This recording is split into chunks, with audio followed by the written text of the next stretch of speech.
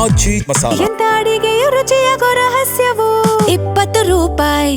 ಜೈಲಿನಲ್ಲಿರುವ ನಟ ದರ್ಶನ್ಗೆ ಮಾಫಿ ಸಾಕ್ಷಿಯ ಸಂಕಷ್ಟ ಎದುರಾಗಿದೆ. ಸೆಷನ್ಸ್ ಕೋರ್ಟ್ ಆದೇಶ ಪ್ರಶ್ನಿಸಿ ಹೈಕೋರ್ಟ್ಗೆ ಅರ್ಜಿಯನ್ನ ಹಾಕಿಕೊಂಡಿದ್ದಾರೆ.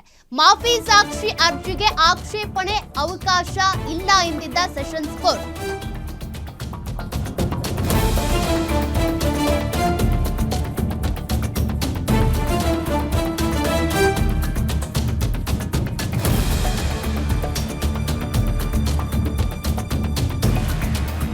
ಸೆಷನ್ಸ್ ಕೋರ್ಟ್ ಹೇಳಿತ್ತು ಮಾಫಿ ಸಾಕ್ಷಿ ಅರ್ಜಿ ಆಕ್ಷೇಪಣೆಗೆ ಅವಕಾಶ ಇಲ್ಲ ಅಂತೇಳಿ.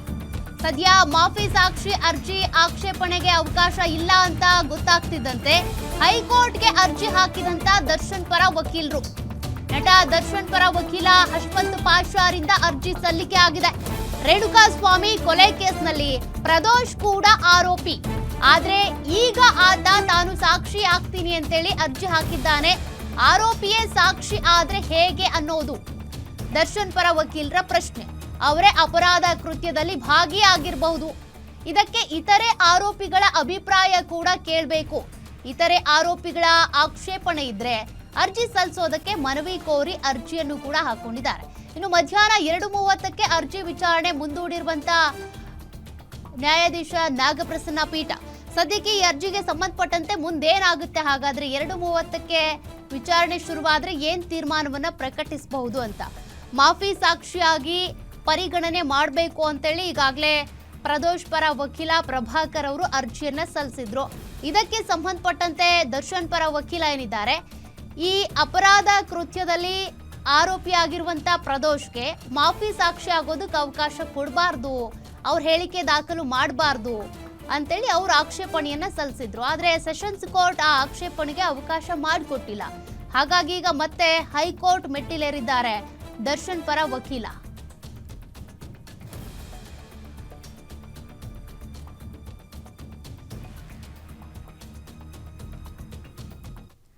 ಡೀಟೇಲ್ಸ್ ಕೊಡ್ತಾರೆ ನಮ್ಮ ಕ್ರೈಮ್ ಬ್ಯೂರೋ ಹೆಡ್ ಮಂಜುನಾಥ್. ಜೈಲಲ್ಲಿರುವ ದರ್ಶನ್ಗೆ ಪ್ರತಿನಿತ್ಯವೂ ಕೂಡ ಒಂದಲ್ಲ ಒಂದು ಸಂಕಷ್ಟ. ಅದ್ರ ಜೊತೆಗೆ ಈಗ ಹೈಕೋರ್ಟ್ ಮೆಟ್ಟಿಲೇರೋದಕ್ಕೆ ಹೋಗಿದ್ದಾರೆ ದರ್ಶನ್ ಪರ ವಕೀಲರು. ಅರ್ಜಿಯಲ್ಲಿ ಏನೆಲ್ಲ ಉಲ್ಲೇಖ ಆಗಿದೆ, ಮುಂದೇನಾಗಬಹುದು, ಕಾನೂನಾತ್ಮಕವಾಗಿ ಹೋರಾಟ ಹೇಗಿರುತ್ತೆ ಅಂತ.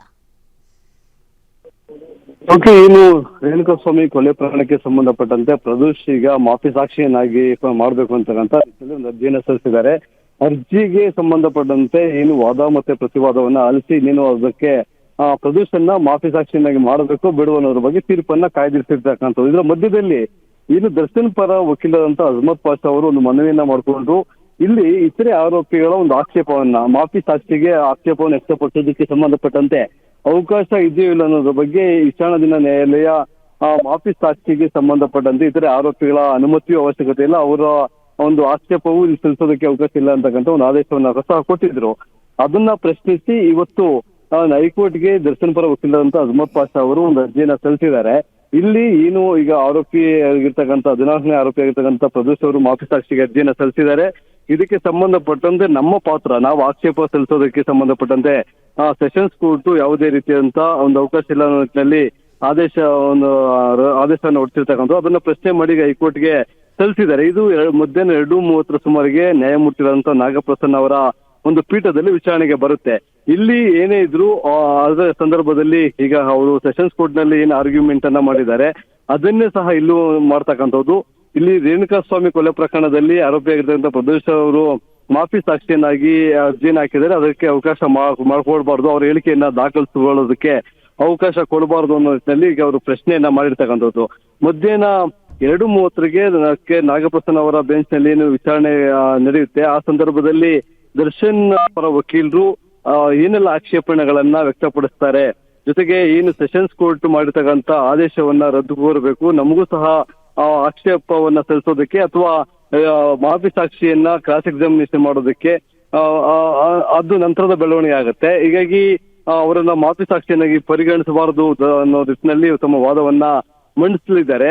ಇಲ್ಲಿ ಸೆಷನ್ಸ್ ಕೋರ್ಟ್ ನಲ್ಲಿ ಇರ್ತಕ್ಕಂಥ ಒಂದು ಪ್ರಶ್ನೆ ಇಷ್ಟೇ, ಮಾಫಿ ಸಾಕ್ಷಿಗೆ ಅರ್ಜಿ ಯಾರು ಬೇಕಾದ್ರೂ ಆಗ್ಬೋದು, ಆದ್ರೆ ಮಾಫಿ ಸಾಕ್ಷಿ ಹಾಕಿರ್ತಕ್ಕಂಥವ್ರಿಗೆ ಆಕ್ಷೇಪಣೆಯನ್ನ ಸಲ್ಲಿಸೋದಕ್ಕೆ ಅವಕಾಶ ಇಲ್ಲ ಅಂತಕ್ಕಂಥದ್ದು. ಅದನ್ನ ಏನಾದ್ರೂ ರದ್ದು ಮಾಡಿ ನೀವು ಅದರಲ್ಲಿ ಭಾಗಿಯಾಗ್ಬೋದು ಅನ್ನೋದೇನಾದ್ರು ಕೊಟ್ರೆ ಆಗ ಎಲ್ಲರೂ ಸಹ ನಮ್ಮನ್ನು ಮಾಫಿ ಸಾಕ್ಷಿಯನ್ನಾಗಿ ಮಾಡಿ ಅಂತಕ್ಕಂಥ ಒಂದು ಅರ್ಜಿನ ಸಲ್ಲಿಸಬಹುದು, ಅಥವಾ ಯಾವ ಆರೋಪಿಯನ್ನು ಸಹ ಮಾಫಿ ಸಾಕ್ಷಿಯನ್ನಾಗಿ ಮಾಡಬಾರದು ಅಂತಕ್ಕಂಥ ಆಕ್ಷೇಪವನ್ನ ಸಲ್ಲಿಸಬಹುದಾಗುತ್ತೆ. ಆದ್ರೆ ಅಂತಿಮವಾಗಿ ಮಾಫಿ ಸಾಕ್ಷಿ ಯಾರನ್ನ ಮಾಡಬೇಕು ಅಂತಕ್ಕಂಥ ನಿರ್ಧಾರವನ್ನ ತೆಗೆದುಕೊಳ್ತಕ್ಕಂಥದ್ದು ಕೋರ್ಟು. ಆ ಕೋರ್ಟ್ನ ವಿವೇಚನೆಗೆ ಬಿಟ್ಟಿದ್ದು. ಹಾಗಾಗಿ ಈಗ ಸದ್ಯ ಏನು ವಿಚಾರಣೆ ನಡೆಸಿ ಆದೇಶಕ್ಕಾಗಿ ಕಾಯ್ದಿರಿಸಿರ್ತಕ್ಕಂಥ ಪ್ರದೋಷ್ ಅರ್ಜಿ ಏನಿದೆ ಅದಕ್ಕೆ ಸಂಬಂಧಪಟ್ಟಂತೆ ಮತ್ತೊಂದು ಸುತ್ತಿನ ಅಂದ್ರೆ ಹೈಕೋರ್ಟ್ ಅಲ್ಲಿ ಏನಾದ್ರು ಸೆಷನ್ಸ್ ಕೋರ್ಟ್ ನ ಆದೇಶವನ್ನ ರದ್ದು ಮಾಡಿ ಈ ಇತರೆ ಆರೋಪಿಗಳಿಗೂ ಒಂದು ಅವಕಾಶ ಕೊಡಿ ಅಂತಕ್ಕಂಥ ಒಂದು ಸೂಚನೆಯನ್ನ ಕೊಟ್ರೆ ಇನ್ನು ಯಾರ್ಯಾರು ಅರ್ಜಿಯನ್ನ ಸಲ್ಲಿಸ್ತಾರೆ ಅವರ ಪರವಾಗಿ ವಾದವನ್ನ ಆಲಿಸಬೇಕಾಗತ್ತೆ. ಬಳಿಕ ಪ್ರದೋಷನ ಮಾಫಿ ಸಾಕ್ಷಿಯನ್ನಾಗಿ ಮಾಡಬಹುದಾ ಅಥವಾ ಬೇಡವಾ ಅನ್ನೋದ್ರ ಬಗ್ಗೆ ತೀರ್ಮಾನ ಮಾಡಲಾಗುತ್ತೆ. ಸೌಖ್ಯ. Okay, thank you Manjunath ಡೀಟೇಲ್ಸ್ಗೆ.